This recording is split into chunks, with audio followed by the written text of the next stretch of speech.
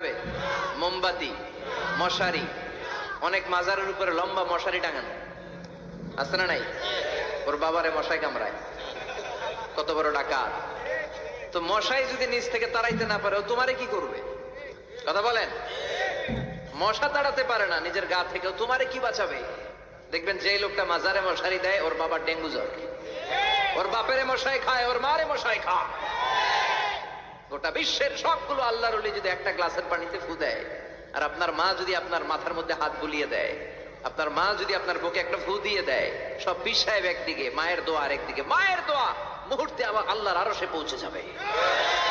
এজন্য বিশ্বনবী বলতেন, সালাসু দাওয়াতিন মুস্তাজাবা, তিনটা দোয়া আল্লাহ কবুল ফিরিয়ে দেন না। এক নম্বরে হচ্ছে দাওয়াতুল মুসাফির, সফর অবস্থায় দোয়া করলে কবুল করে কে? দুই নম্বরে দাওয়াতুল মাজলুম, অত্যাচারিত ব্যক্তির দোয়া কবুল করে কে?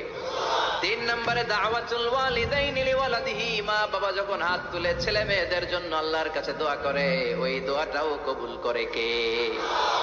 মাজারে মশারি দিবেন, লাল শালো দিবেন, আগরবাতি, মোমবাতি, কোন মানত? মাজারে মানত করা যায় না। ইন্নী নাযারতু লিররহমানি সাওমা, মানত করতে হয় রহমানের নামে। মানত হবে একজনের নামে। চিল্লায় বলেন, তিনি কে?